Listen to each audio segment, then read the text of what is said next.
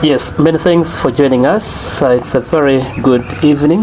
I welcome you for a live show, live on Wang O TV. And in the panel today, we have a program that is a youth parliament. And today we have a very good panelist, and he's going to tackle and handle with us a lot involving always challenges majorly being faced by the youth. And in the show today, we have a very special guest who will really tackle with us our best. Currently, the youths are really trying to cope up with the trending changes and then the development.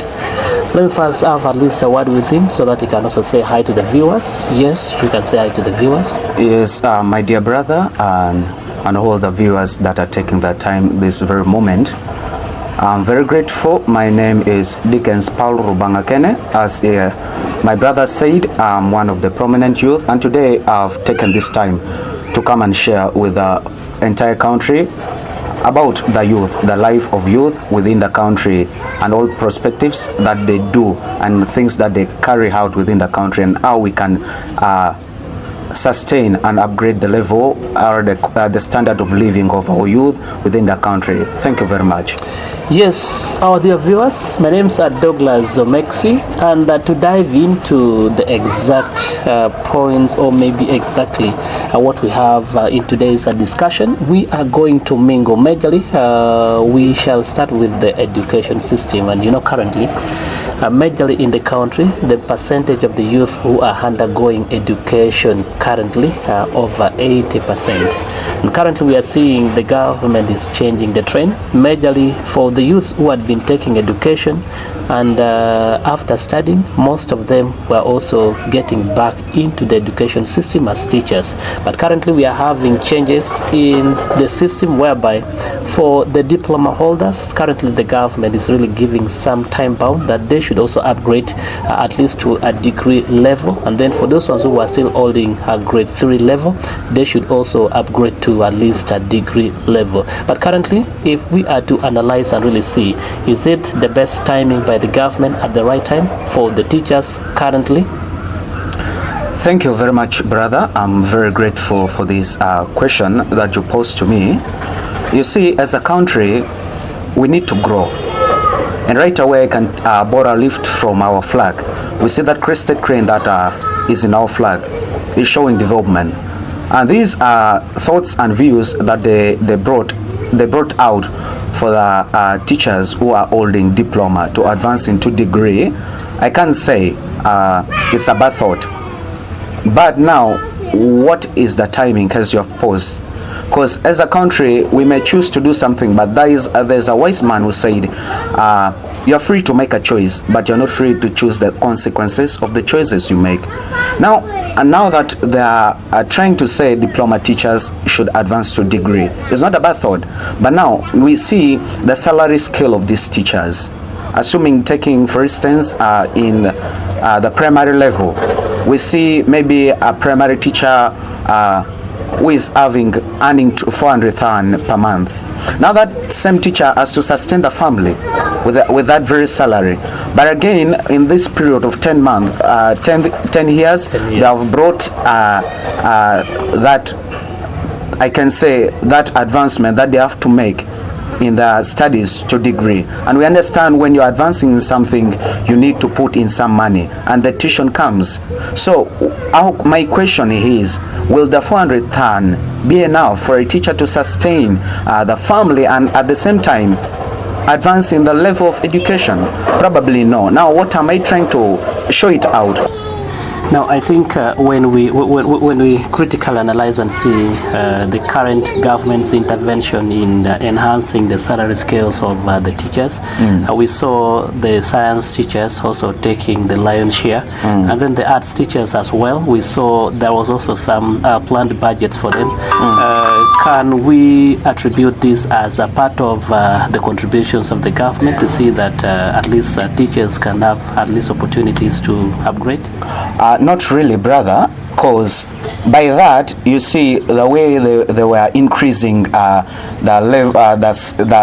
salary for those teachers was, I can say, there was that boundaries. because there was that increment in the science teachers, but now in the country we don't have only science teachers, we have also the art teachers, and that was basically, I can say it was in the upper level of education, in secondary level. Now if we are to come down to these primary teachers, how would we help them? Now you see, what comes out of the parliament influences most of the government workings within the country.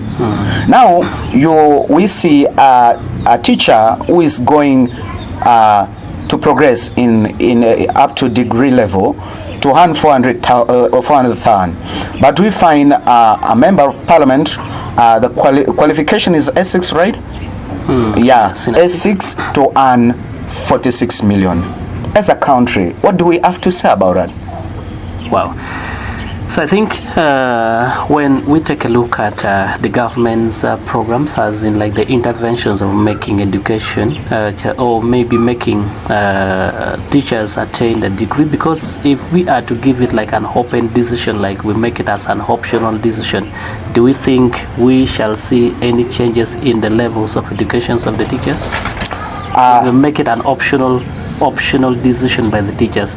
Either you go do it, upgrade, or you release yourself, you don't do it. Do we see really at any one point really whether some of the teachers will really take the lead in going to upgrade? My dear brother, I think it wouldn't be the case, because we as human beings we also know the nature of people we have in Uganda. I think it was a right decision for the government to come and step, because I think they were trying to study the nature of the teachers. If there had been some registered case that our teachers are trying to progress, the government wouldn't come up with this think of progressing in the degree up to the degree level.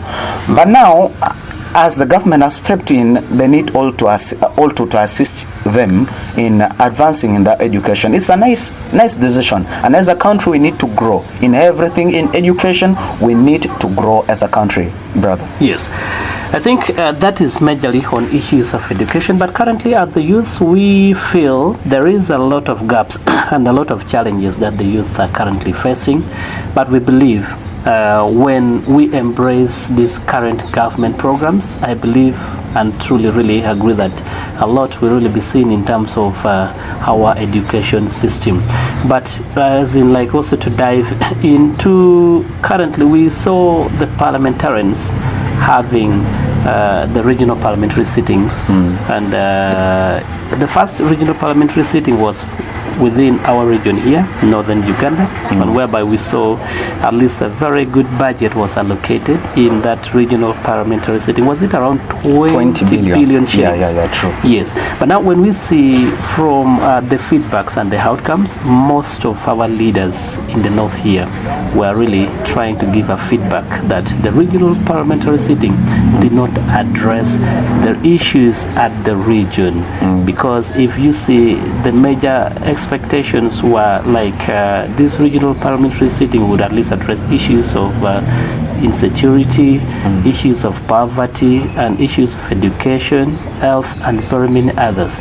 But we saw really many other things were discussed, but they feel it wasn't really fair to northern Uganda.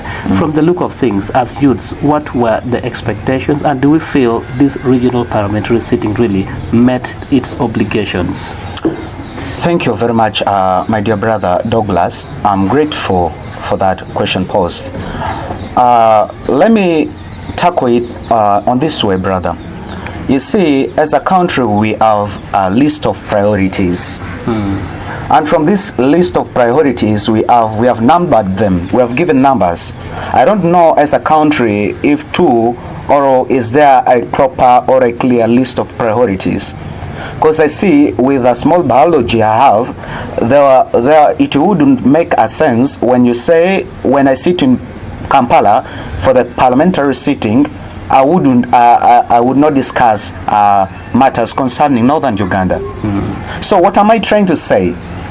Much as they have brought out this issue of regional parliamentary sitting, for me I have not to condemn any. Maybe they have sat in their own ways and they have thought in their ways that is proper. But according to me, brother, as a country, that we have list of priorities, this wouldn't be our first thing to be on board.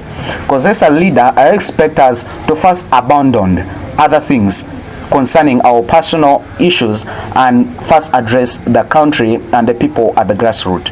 That would be the first priority. Now, this 20 billion now they're trying to say they're using in this parliamentary sitting, assuming in northern Uganda here, brother, when we take a look in Gulu, that of recent hours have already happened, the parliamentary sitting. That 20 billion would have helped in so many ways. Taking point in Gulu referral, brother. Now that when we try to relate 20 billion being invested in the Gulu referral, well, right now if we go, we find so many people lying on ground. They lack beds to sleep. People, when we go to the oxygen room, they're not, or the normal, not enough oxygen for the patients. Now, if we're trying to relate,